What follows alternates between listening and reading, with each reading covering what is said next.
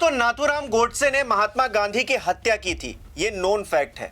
और क्या भारतीय जनता पार्टी फिर से एक नाथूराम गोडसे पैदा कर रही है, बना रही है, क्रिएट कर रही है, जो राहुल गांधी को निशाना बना रहा है? जी हां, बिल्कुल सही सुन रहे हैं आप।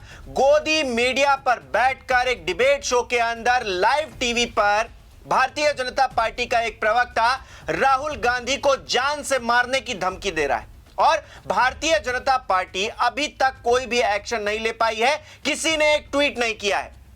सोचिए कितनी बड़ी बात है कि एक भारतीय जनता पार्टी का प्रवक्ता लाइव टीवी डिबेट शो में यह बोल रहा है कि राहुल गांधी को सीने पर गोली मारी जाएगी। नमस्कार, मेरा नाम हिमांशु मिश्रा है, आप देख रहे हैं 4PM न्यूज नेटवर्क। दोस्तों, राजनीतिक तौर पर कितने भी मतभेद हो सकते हैं, किसी से भी मतभेद हो सकते हैं, विचारधारा को लेकर एक दूसरे पर तंज भी कसे जाते हैं, लेकिन जब किसी के सिर पर खून सवार हो जाए तो फिर इसे अपराध की श्रेणी में लेना चाहिए, क्योंकि यह राजनीति नहीं रह गई है। अब राजनीति से ऊपर किसी की जान लेने की अगर बातें होंगी तो फिर क्या उस पर एक्शन नहीं होना चाहिए? क्या भारतीय जनता पार्टी के शीर्ष नेतृत्व को जवाब नहीं देना चाहिए कि आखिरकार उनके प्रवक्ता लाइव डिबेट शो में इस तरह की बातें क्यों कर रहे हैं? और अगर कर रहे हैं तो फिर आप उनको निकाल क्यों नहीं रहे हैं, उन पर एक्शन क्यों नहीं ले रहे हैं? अभी तक एक्शन नाम पर कोई भी चीज नहीं हुई है जब तक मैं ये वीडियो रिकॉर्ड कर रहा हूं।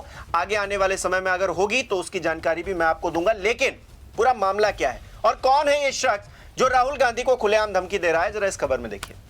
सत्य हिंदी की खबर है, लिखा है बीजेपी प्रवक्ता ने टीवी पर दी राहुल को जान से मारने की धमकी, बवाल। कांग्रेस ने केरल में राहुल गांधी को कथित मौत की धमकी देने वाले बीजेपी पैनलिस्ट के बयान की कड़ी निंदा की है और सख्त कार्रवाई की मांग की है।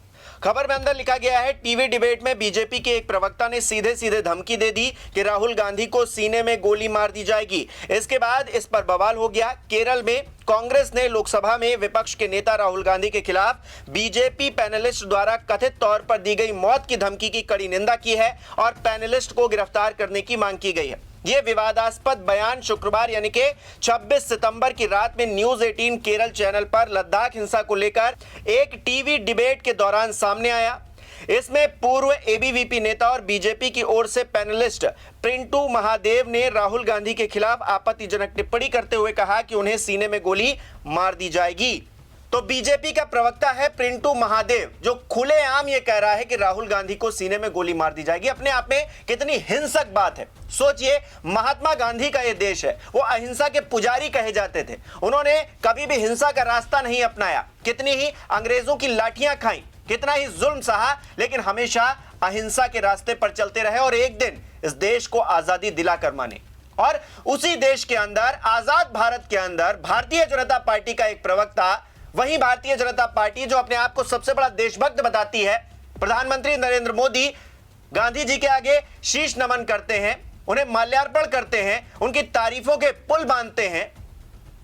उसी भारतीय जनता पार्टी के अंदर एक प्रवक्ता राहुल गांधी को जान से मारने की धमकी दे रहा है, वो भी टीवी डिबेट शो पर, और कोई कुछ नहीं बोल रहा है।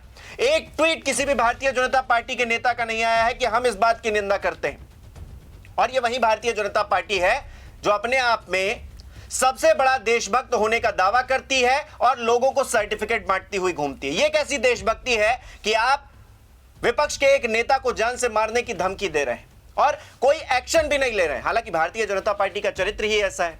हमने तमाम ऐसे उदाहरण देखे हैं जहां पर भारतीय जनता पार्टी के जो नेता हैं बड़ा बड़ा ब्लंडर करते हैं, देशभक्ति का जो ढिंडोरा भारतीय जनता पार्टी पीटती है उस पर कुठाराघात करते हैं, लेकिन उन पर एक भी एक्शन नहीं होता। मध्य प्रदेश में वो मंत्री था ना, डिप्टी सीएम थे ना, तमाम लोग ऐसे हैं जो भारतीय जनता पार्टी के चाल चरित्र, चेहरे को उजागर करते हैं कि मन में कुछ है और दिखावटी तौर पर कुछ है, लेकिन कोई एक्शन नहीं होता है। क्यों नहीं होता है? क्योंकि भारतीय जनता पार्टी का चरित्र ही वैसा लगने लगता है।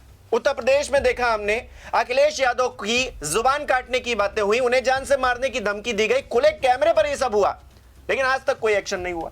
अब ऐसे में कहा जाता है कि देखिए हम कैसा भारत गढ़ रहे हैं, हम विश्वगुरु बन जाएंगे। ऐसे विश्वगुरु बनेंगे कि आपस में ही जान लेने की बातें करें? बड़े बड़े नेताओं के को लेकर इस तरह की बातें हो रही हैं, अपने आप में बहुत ही निंदनीय है दोस्तों।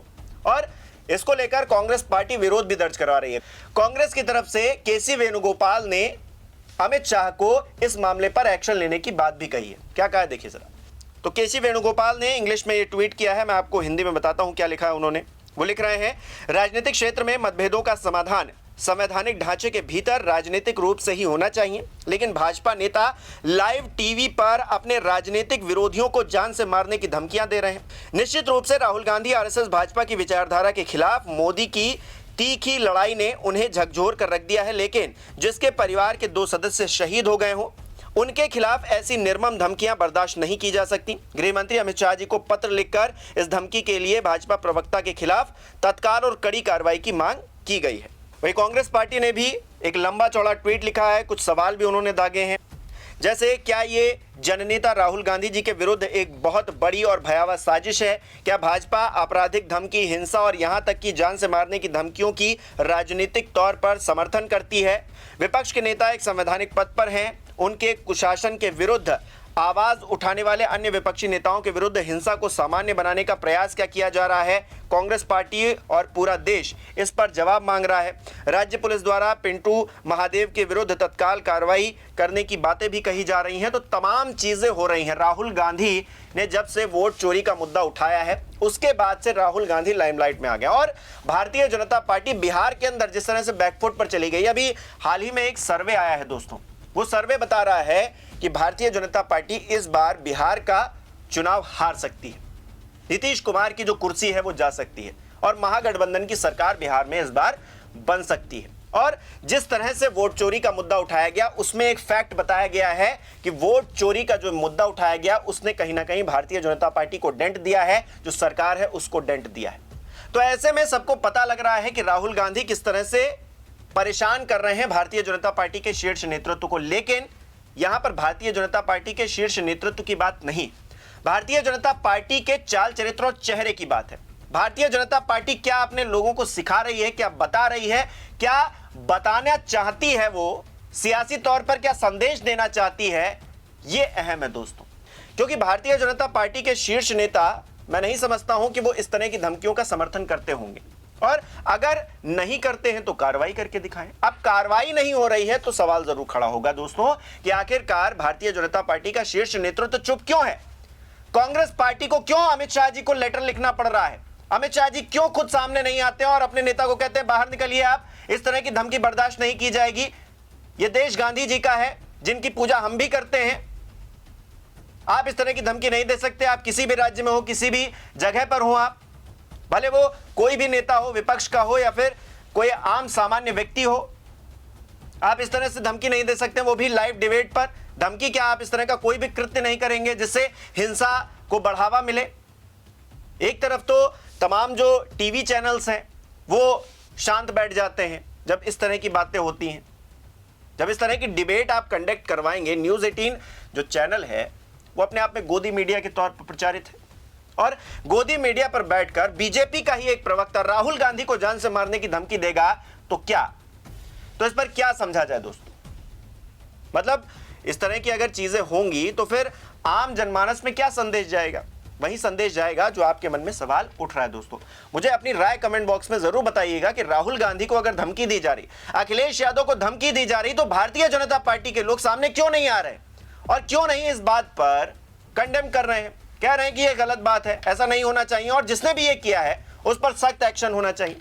और यह मामला तो कानूनी भी है, कानूनी मामला है और इस मामले पर एक्शन होना चाहिए। हम तो यही मांग करते हैं। और वो कोई भी नेता हो दोस्तों, प्रधानमंत्री नरेंद्र मोदी हो, गृह मंत्री हो, उत्तर प्रदेश के मुख्यमंत्री हो, तमाम और संवैधानिक पद पर बैठे हुए इस देश में लोग हो, किसी को भी जान से मारने की अगर धमकी दी जा रही है तो ये जहरीली मानसिकता का पर्याय है और ऐसी मानसिकता को खत्म कर देना चाहिए, जड़ से मिटा देना चाहिए, क्योंकि इस देश में हिंसा कहीं से भी बर्दाश्त नहीं होनी चाहिए।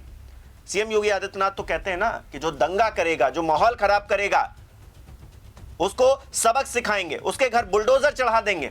तो ये जो महाशय है पिंटू महादेव, इनके घर पर अगर बुलडोजर नहीं चला तो फिर योगी जी की बात तो झूठी साबित हो जाएगी ना, और मोदी जी की भी बात झूठी साबित हो जाएगी जो गांधी जी की पूजा करते हैं, लेकिन उनकी टीम में एक ऐसा व्यक्ति है जो राहुल गांधी को जान से मारने की धमकी दे रहा है। बताइए अपनी राय हमें कमेंट बॉक्स में। इस वीडियो को लाइक कीजिए, शेयर कीजिए और हमारे चैनल को सब्सक्राइब नहीं किया तो वो भी जरूर कीजिए।